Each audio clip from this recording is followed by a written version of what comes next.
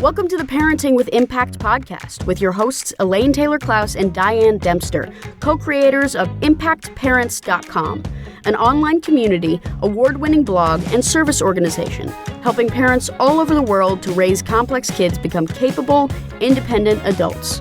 Elaine and Diane are certified coaches with personal experience raising children with challenges such as ADHD, anxiety, and more, and extensive experience in guiding parents to raise their complex kids with confidence and calm. On the podcast, Elaine and Diane interview experts, bringing you cutting-edge information about your child's challenges, teach you real-life strategies to create lasting change, and demonstrate how coaching can guide you to parent your complex kids, one conversation at a time. For the essentials of Elaine and Diane's coach approach to parenting, download a free tip sheet at impactparents.com/podcast. Hey everyone, welcome back to another conversation in the Parenting with Impact podcast. I'm so excited to have this conversation with Rebecca Greene today because I just love her energy and the positivity she brings. And let's be honest, anybody who's got a book called Palooza is right up my alley. I love that. So Rebecca, welcome. Thanks for being with me. Thank you so much for having me here. I'm so excited. I know, me too. So here's what we're going to do. We're going to start by, I want you to tell us a little bit about the work that you do with families of complex kids or any kind of kids and what got you there. And then make sure you pick up how you got to Palooza because it's brilliant, you know? Oh my gosh, that's so sweet. Well, back in the day, it feels like so long ago. Life just goes so fast. I was doing therapy with families whose children had severe behavior problems. Okay. And that's what I did every day, all day. And I didn't have children. Remind me, you're a social worker? I'm a social worker. Okay. I have my master's degree in social work, and I love working with families. And I had so much energy for my families because I didn't have any kids. So I was going full throttle all day and all night, every day. Right. And then I gave birth to my first son, and I cried and cried and cried and told my husband, Seth, that I was not going back to work. Right. Uh-huh. That lasted a long time.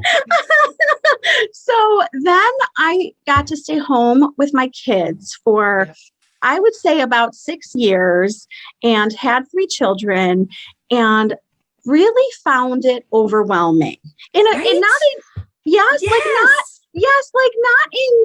a terrible way, just in a, oh my God, this is a lot. This is a lot.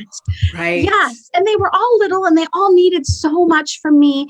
And I started writing it down. Right. And it just became this fabulous coping skill. And my husband was like, you're writing a blog. So were you young enough at that point to go, what's a blog? Or was it further along? Because when somebody said that to me, I was like, what's a blog? What are you talking about? I'm just writing about parenting. Right. And so he explained it to me. Right. And it's funny because, when your kids are little, they're whiny. Yeah. And we always had a party to take them to. When they're little, it's birthday party, birthday party, birthday party. And Seth is like, they're always whining. And there's always a party. It's whiny Palooza.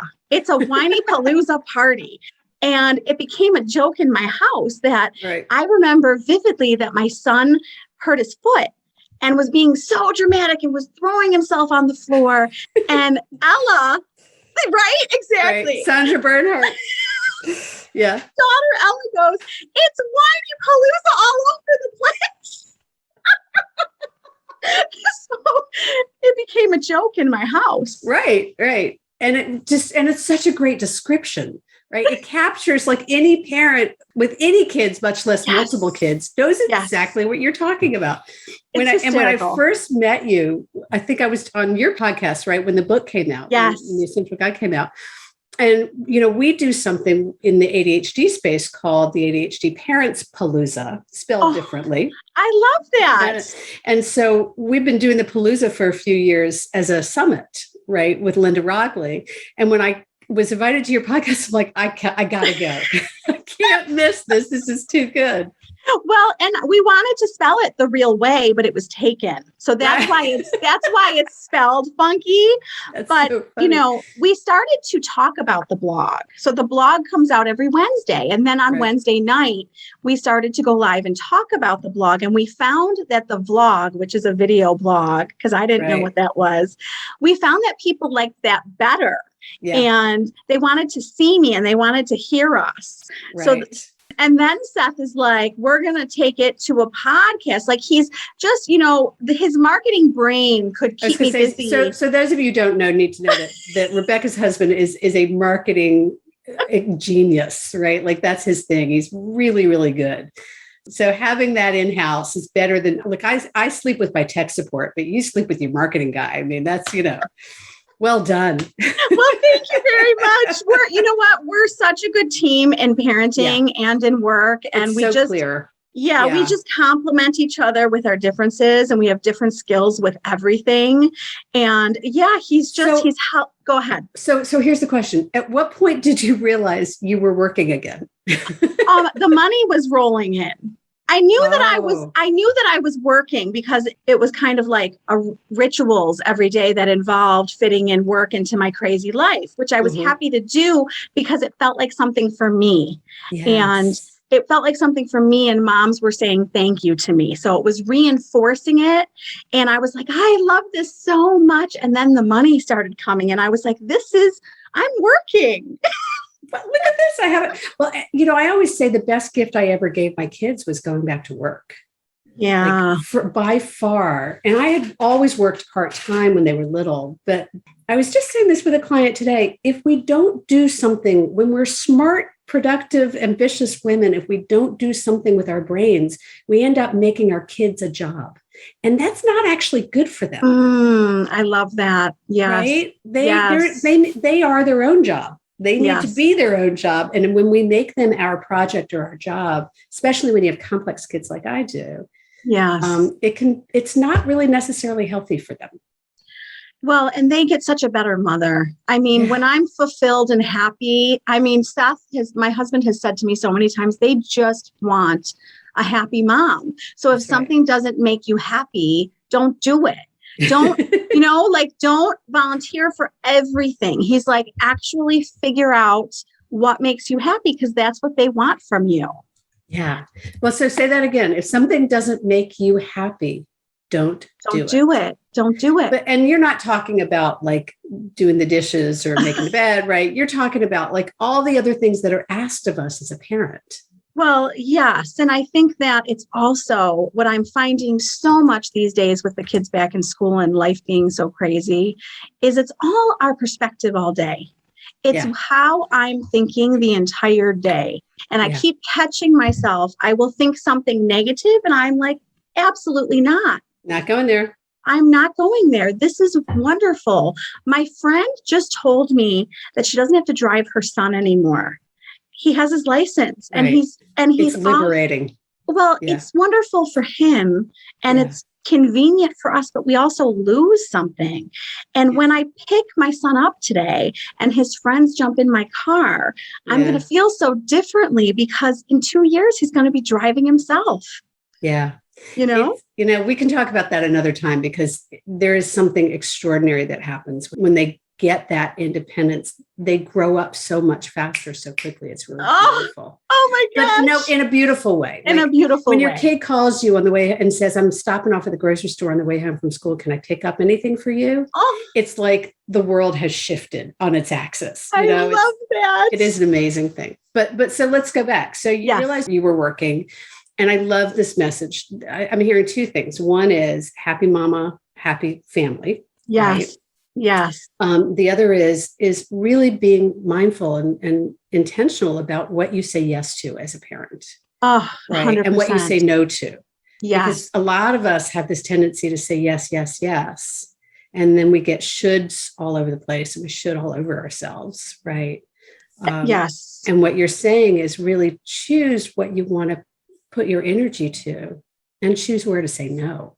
Yes. And I've had to give myself this like permission to say no because a lot of us struggle to say, yes, I love to make people happy.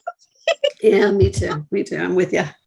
Well, when I went through coach training, and you'll appreciate this, one of the things that happened early on is I made a decision for 1 year. I committed to myself for 1 year that I was only going to do things I wanted to do.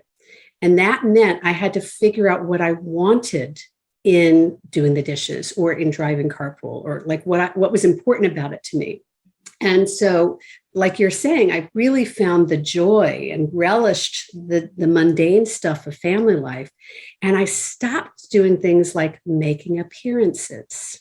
Yes. Right. And it made my mom a little unhappy, but, but I stopped doing things that I was doing because I should. And it changed my life forever.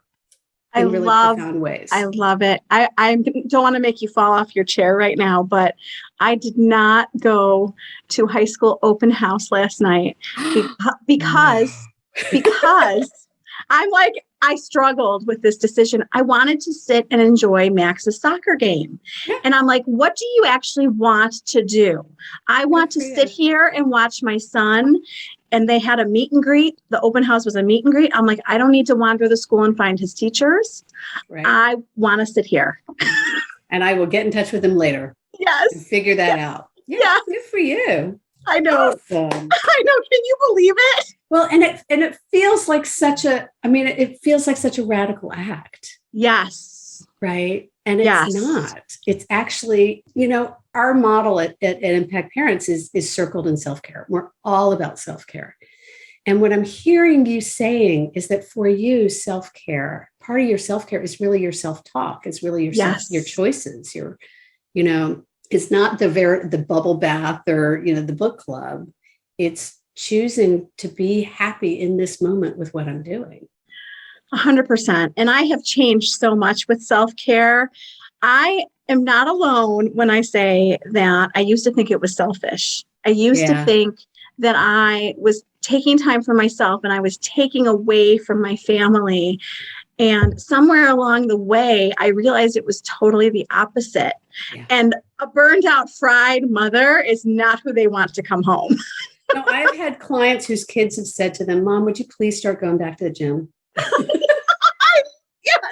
Please. Because this one mom went and took a full-time job. And so she stopped going to the gym because she felt guilty about not being home with her kids.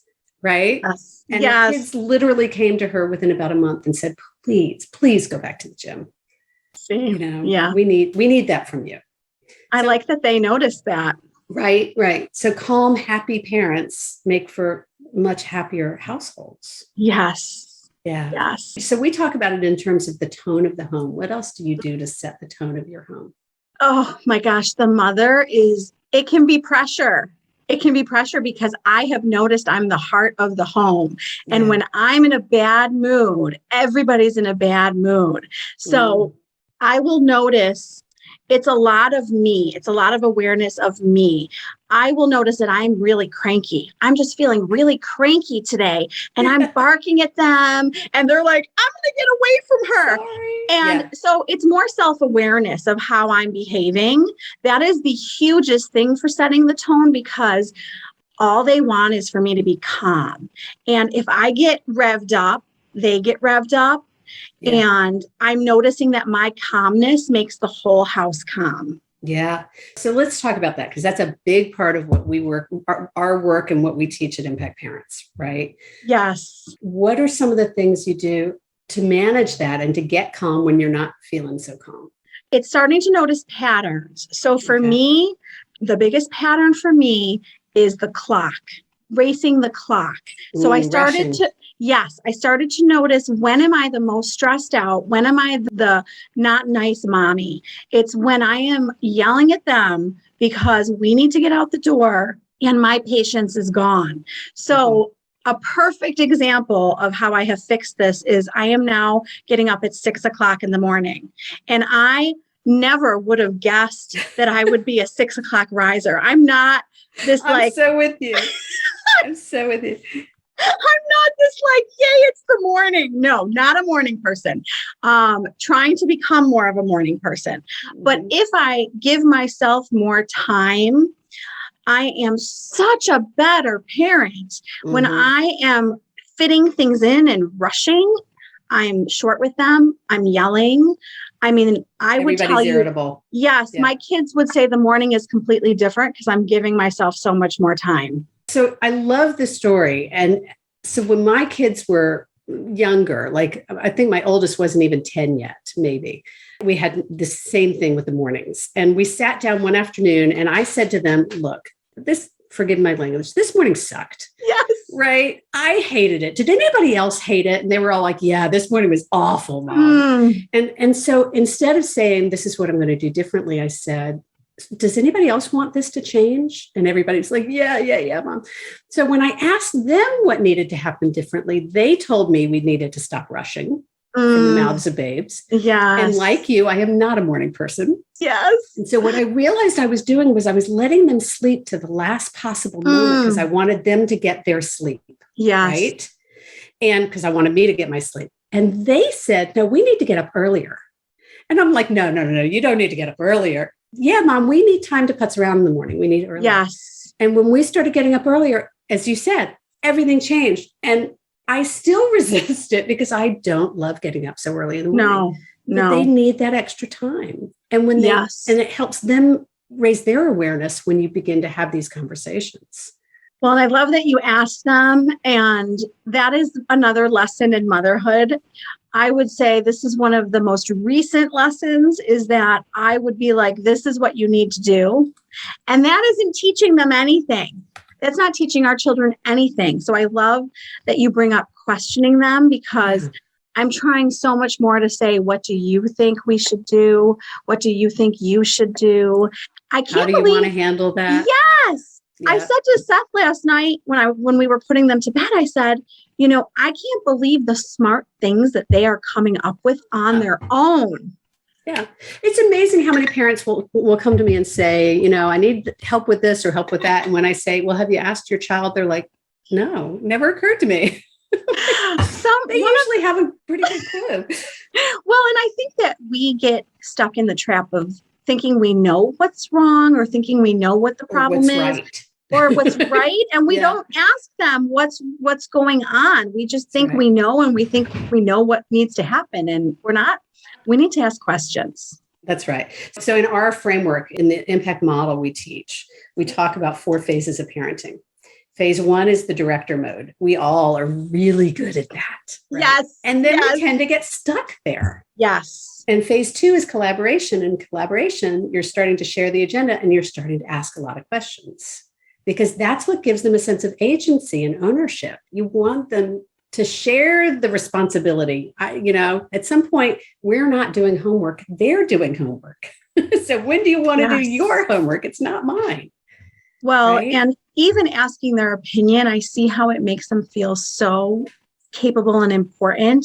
Yeah. I really want to get your opinion on something and I see them smile. Like I see how it makes them feel when I want to talk to them about what they think. Yeah. People love being asked their advice. Yes. That goes for children too. That is a good point. Right. And so, because you've got a teenager now, right? Almost. Yes. Okay. So here's my offer to you is when you start shifting from phase 2, which is collaboration, to phase 3, which is support, the question shifts to, how do you want me to handle it when? Right? How do you want me to handle it when you said you were going to do your homework and then I'm realizing it's not done? What do you want me to say? So you're not directing, you're still asking questions, but now you're really putting them in the leadership. That's a fabulous question. I should be writing that down. You'll have fun with that one. I like that question. And just so you know, phase 4 is championing, and that they're much older by the time we get to that point.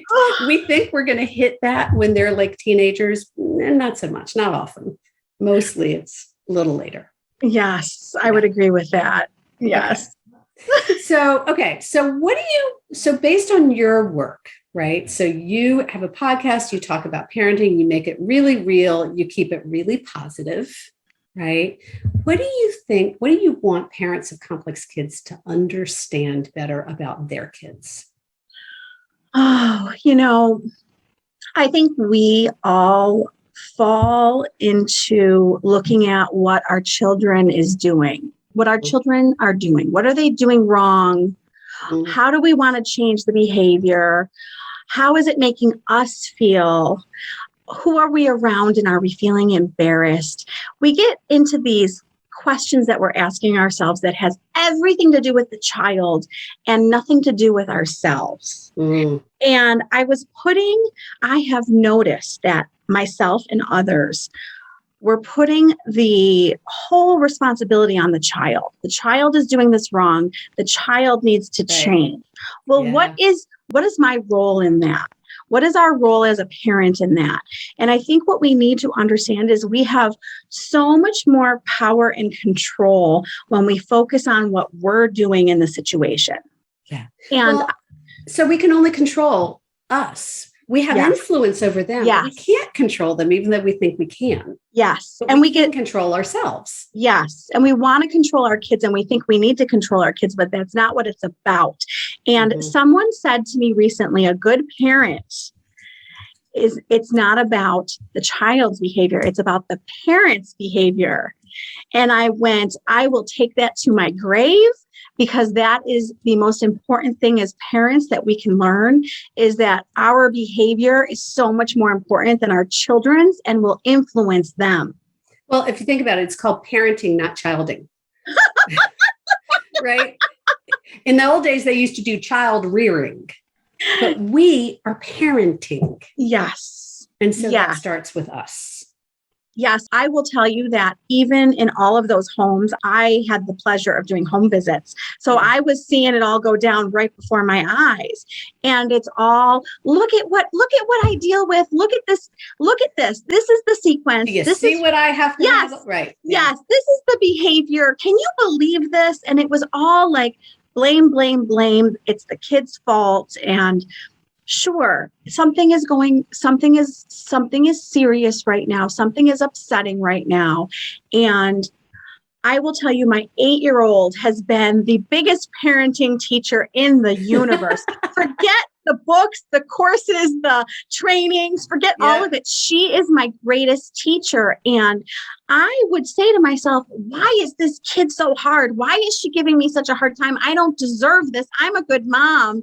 Right. And then I was like, this is not about me. She's struggling. That's right. Open your eyes. She's having a hard time. You know, Ross Greene says, when you see a behavior, it's a symptom that they're dealing with something. And our job as parents is to figure out what's going on and support them through it instead of, expecting them to somehow make life easier for us. But it's so tempting.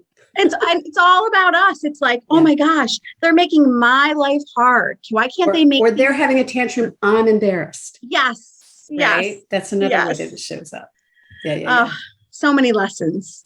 So let's make this real. If you could offer one bit of advice for parents on how do I get my attention from them to me, what would be the one tip or trick that would help people do that? It's the line. It's the don't take it personally. There you go. That's awesome. The line. I was taking it personally. Yeah. It's not, they're not doing it to us. They're not trying to upset us. They're having a hard time. And what are they struggling with? And what can we help them learn from this?